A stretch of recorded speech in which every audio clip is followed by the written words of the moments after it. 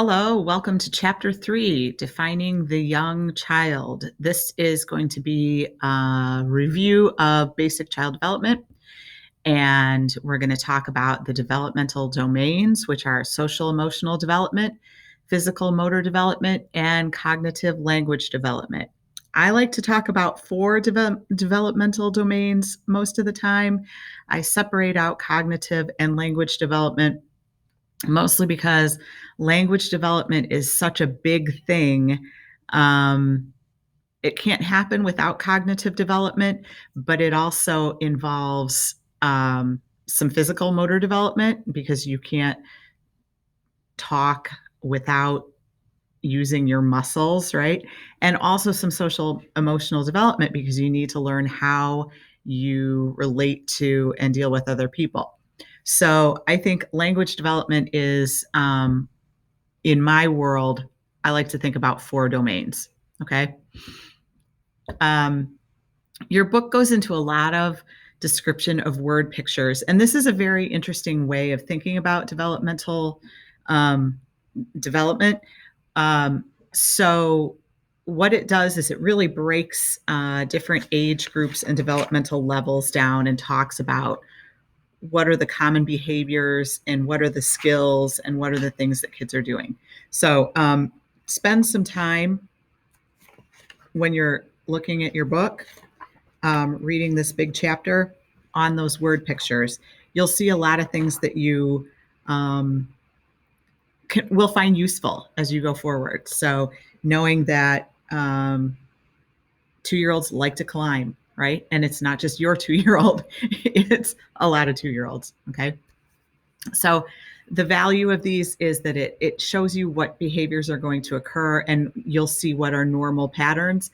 And then it helps you avoid expecting too much or too little. So it helps you develop your developmentally appropriate practice, because if it fits within this description of what a 2-year-old or 3-year-old does or understands, then it's developmentally appropriate, right? So it will also help you with your curriculum planning because you'll be able to gear things to the right level of development for kids. And each individual child within the classroom, just like we talked about with developmentally appropriate practice, you want to think about what's the sort of global development for the whole classroom, right? What are all my 3-year-olds doing? And then what's appealing to these particular 3-year-olds or this particular 3-year-old. And then cultural awareness and identity, just like we talked about in developmentally appropriate practice, you want to make sure that you are offering things that fit within the cultural contexts from which the children come, so they'll understand better.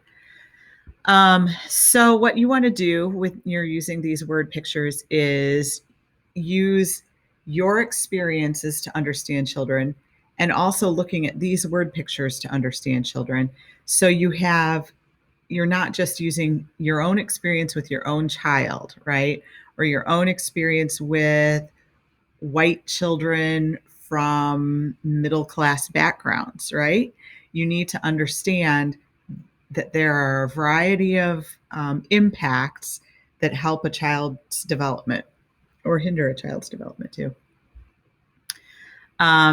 This helps you not stereotype, right? And it gives you a perspective of all of the developmental norms a child exhibits over time, right? And what's appropriate for different ages and behaviors. Okay, so one thing that you need to know, that one of the most important things about child development is that while children don't on their first birthday start walking, every child starts walking on their first birthday. Not necessarily true, right? But there are stages that go along with children's development. So most children crawl before they walk. Most children, if you have a 14-month-old who's a good crawler, who's pulling up, just because they didn't walk on their first birthday doesn't mean they have a developmental delay. If they're making progress, if you see children going through the stages, that's what we want to see, right? Sometimes we need to help a child move from stage to stage. through the sequences. Sometimes we need extra help, but as long as we can see that they're moving along, then they're generally okay. Okay. We only want to use these as guidelines. We are not diagnosing developmental delays or any sort of issues. We are there to say, this is what I'm noticing. I'm observing these things, and this is causing me some concern. And then moving that on to parents or other teachers to say, do you think that this is an issue that we should be concerned about? Right? We're not saying, oh my gosh, your child isn't talking. You need to, you know, get them to speech therapy right away. We're saying we're concerned about some things that are happening with this child, and we think you need to talk to somebody else about it. We think you need to find a developmental therapist. We think you might need to go talk to your pediatrician and see what they say. Okay. And what we want to always do is focus on what children can do rather than what they cannot do. Right. I mean, think about it. That's how you want people to think about you, right? You don't want them to think about the fact that you can't ride a bike.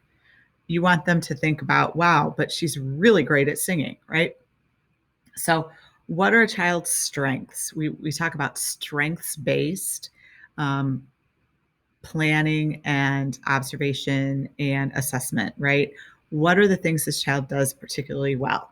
And a lot of times, the way children develop, they're working so hard on one thing that other things are not developing as quickly. So, I had a kid who was an amazing ball player as like a toddler, as a preschooler. He could catch, he could throw, he could hit a ball. He was amazing. He could not write his name. He couldn't even recognize his letters because he wasn't interested in that, and because his development was focused on his physical development at that point. And we see this a lot with little boys. Like, physical development goes often before cognitive and language development. And so, while he was not necessarily delayed, I would say, in his language and cognitive development, he didn't know his letters or anything.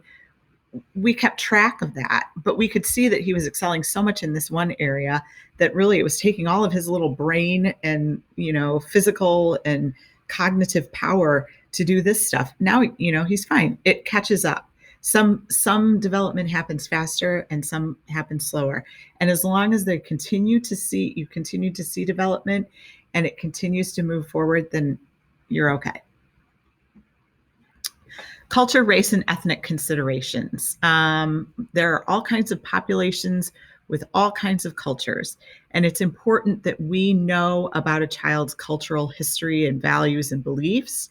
So the best way to do that is to talk to parents. If you know that a child in your classroom comes from a different culture, ask them.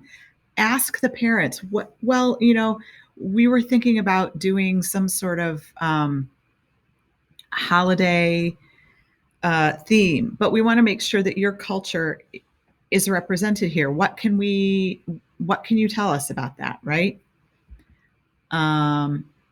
Be sensitive, and also be very sensitive to people who don't speak English well, right?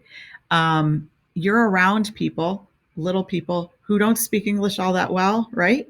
So give the same sensitivity to their parents that you do to their children. Children with diverse abilities. This is things where children have different skills and needs, right? And things that influence that are genetics. Is there some sort of genetic anomaly that makes a child have a developmental delay? Is it the environment? Is it the physical environment? Like, was there some sort of, did they grow up with lead in the drinking water? That makes a huge difference on developmental ability, right? Or did they live in an environment that was chaotic or stressful? That can make a difference too. And then, of course, gender and race differences. And we know a lot of gender differences are based on the environment in which you're raised, right? So little girls are treated differently than little boys, and race as well. Race has an impact on where you grow up. What are the environmental impacts of the neighborhood that you're living in? Children with special needs.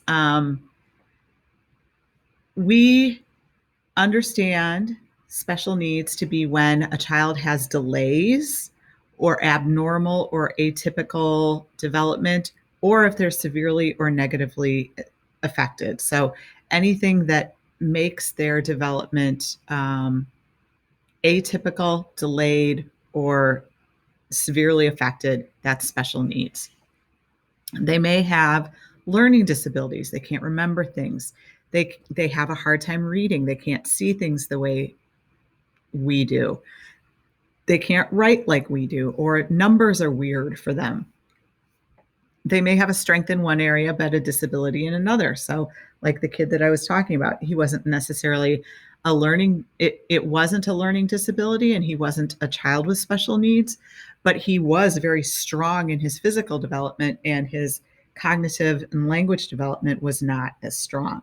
One thing to step back right now and talk about is person first language.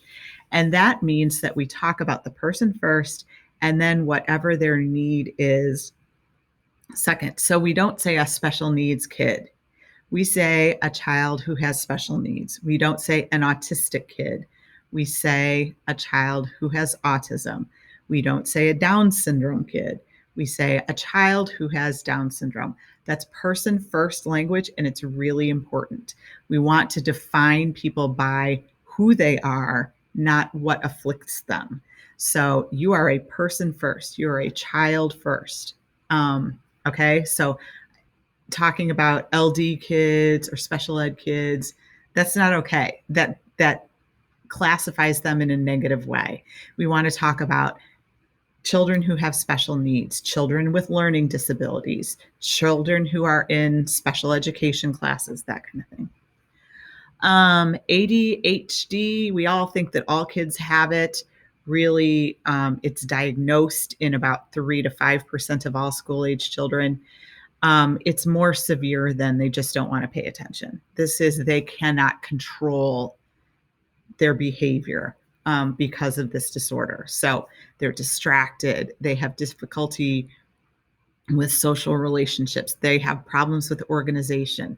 So what you need to do is use positive guidance strategies. We want to talk about the good things that they're doing. Talk about, oh, you did, you really did a great job of keeping all of your things together today. Oh, you were so focused during group time, that kind of thing. Asperger's syndrome is part of the autism spectrum. So autism has a wide spectrum of disorders, and Asperger's is on the less severe end. It can mean lack of social skills, concentration, self-absorption, limited interests, and but they may have, children with Asperger's may have normal or above normal intelligence and communication. What about children with special needs? So what we want to make sure is that children with special needs are included with other children, with typically developing children. So that means that we need to help children who are typically developing to work with children who have special needs. It's a symbiotic relationship. It helps both the children with special needs and the children who are typically developing.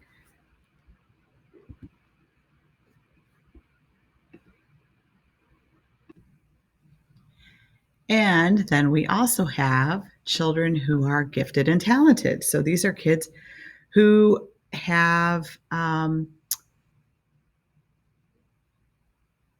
intellectual, creative, and leadership potential that is beyond what most children of their age have. But it can also include children with special needs. There are a lot of children who have